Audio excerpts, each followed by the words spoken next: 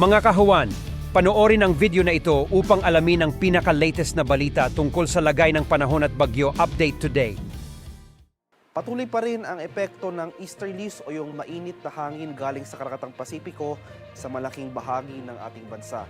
At makikita natin dito sa ating latest satellite images itong mga makakapal na kaulapan sa southeastern portion ng Mindanao.